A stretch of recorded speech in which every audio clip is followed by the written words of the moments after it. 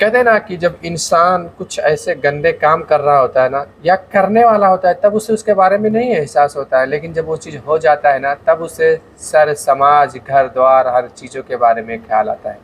तो जी हाँ, आइए जानेंगे पूरी इस घटना के घटना है कहाँ के बारे में। उसे तो हमारे जो चैनल पे है, मोहब्बत में किसी एक का मौत होता है लेकिन यहाँ पर मौत नहीं, किसी एक को जेल हो जाता है। तो मिलेंगे एक छोटे से ब्रेक के बाद।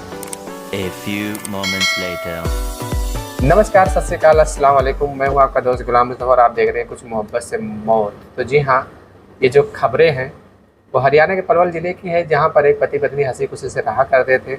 लेकिन जो उसका पति था वो काम करता था और अचानक किसी तरीके से उसको करंट लगता है, जहाँ पर वो ऑन द स्पॉट उसकी मृत्यु हो जाती है।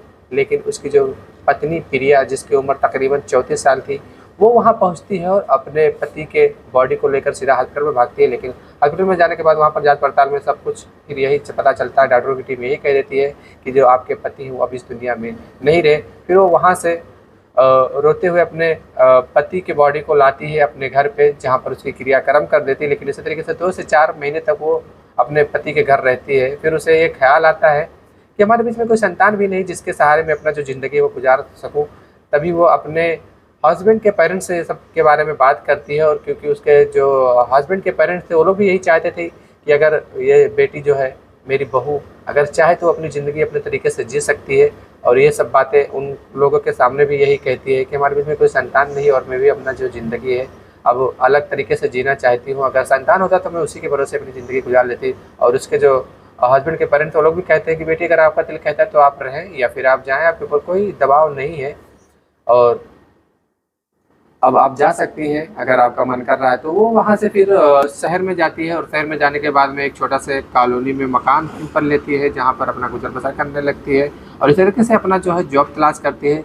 तकरीबन 5 से 6 महीने के बाद में उसे एक ब्यूटी पार्लर में जॉब मिलता है, जहाँ पर वो जॉब करने लगती है। मॉर्निंग में जाती है, इवनिंग में आती है। लेकिन इसी तरीके से उसे एक पड़ोसी के लड़के आयान, जिसकी उम्र तकरीबन 14 साल थी, उससे इन दोनों की दोस्ती होती है। सुबह में वो कुछ पैसे उसे खाने पीने के लिए देकर जाती है और शाम को आती है। फिर उसे अपने घर बुलाकर उसे कुछ पैसे देती है मार्केट से फ्रूट्स एंड वेजिटेबल मंगाने के लिए। और इसी तरीके से कई दिनों तक तकरीबन साल भर चलता रहा।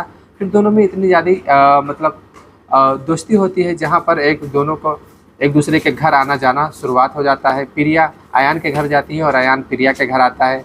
और तकरीबन 1 से 1.5 साल के बाद ये दोनों एक दूसरे के आंखों में आंखें मिलाकर देखने लगते हैं। और इसी तरीके से इश्क का खुमार कुछ इस कदर चढ़ता है, जहाँ पर इन लोग को न समाज और न संचार के बारे में ख्याल आता है। तब प्रिया कुछ फिजिकल रिलेशन बनाने लगती है जो आयान था, और आयान भी बनाने लगता है, क्योंकि आयान को उन सब चीज़ों के बारे में पता ही नहीं था। और इसी तरीके से कुछ दिन चलता रहा, जहाँ पर आयान के बच्चे की माँ वो बनने वाली होती है। लेकिन उससे पहले उसे वोमिटिंग होती है और वो सीधा पास वाले हॉस्पिटल में जाती है, जहाँ पर नर्सों ने उन्हें खुशखबरी से आगाह किया कि मुबारक हो, आप बच्चे की माँ बनने वाली हैं। और वहाँ से वो इतना ज़्यादा खुश होती है कि सीधा वो आयान के पास कॉल करते हैं। लेकिन आयान उस वक्त उसका फ़ोन नहीं रिसीव कर रहा होता है, क्योंकि वो किसी काम में व्यस्त था। उसे नहीं पता था कि मेरे साथ ऐसा कुछ घटना होने वाला है। आयान उसका फ़ोन नहीं उठाता। लेकिन प्रिया इतना ज़्यादा खुश थी कि वो सीधा आयान के घर जाती है और आयान के घर वालों से सब के बारे में बताती है कि मैं आयान के बच्चे की माँ बनने वाली हूँ। आयान मुझसे शादी करना चाहता है, लेकिन अभी तक वो शादी नहीं किया, क्योंकि वो नाबालिग था। और वो कह रहा था कि जब हम बालिग होंगे तभी हम तुमसे शादी कर लेंगे, उससे पहले हम एक दूसरे से मोहब्बत कर रहे थे और अब मैं आयान के बच्चे की जो है वो माँ बनने वाली हूँ। लेकिन आयान के घर वाले थे जो इन सब घटना को सुनने के बावजूद इग्नोर कर देते थे, क्योंकि उन लोगों को ऐसा लग रहा था कि वो मजाक कर रहे हैं। क्योंकि आयान और उनकी कुछ इस तरीके से दोस्ती थी ना, जहाँ पर लोगों को कुछ ऐसा पता ही नहीं चल रहा था, कुछ ऐसा डाउट ही नहीं कि इन लोगों का फिजिकल या फिर संबंध बन रहा होगा। पर कुछ ऐसा ही हकीकत हुआ। फिर वो वहाँ से इतना ज़्यादा बौखला जाते हैं कि साथ में पास वाला महिला पुलिस स्टेशन जाती है, जहाँ पर इन सारे मामलों के बारे में बताती है। और वहीं पुलिस की टीम पहुँचती है और आयान को सीधा गिरफ्तार करके जेल भेज देती है। जेल भेजने के बाद इसी तरीके से कई दिनों तक मुकदमा चलता रहा। लेकिन अचानक ये मामला कोर्ट में पहुंचता है, जहां पर जज साहब बैठते हैं।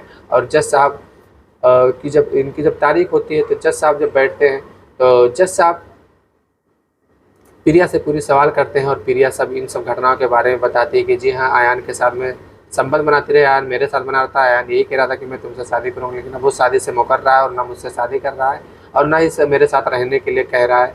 तो फिर वही जज साहब पूरी घटना के बारे में जानकारी लेते हैं, जो कि प्रिया खुद बताती है।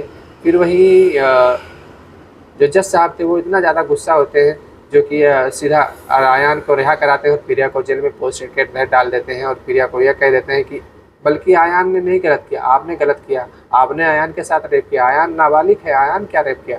और आयान को रिहा कर दिया जाता है और सीधा प्रिया को जेल में डाल दिया जाता है। जी हाँ, इन सब घटनाओं से हम लोग को यही जानकारी मिलेगी कि सावधान रहे, सतर्क रहे, किसी के दिल की बात नहीं जान सकते। कुछ ऐसी घटना होती है जहाँ पर होने के बाद में ही पता चलता तो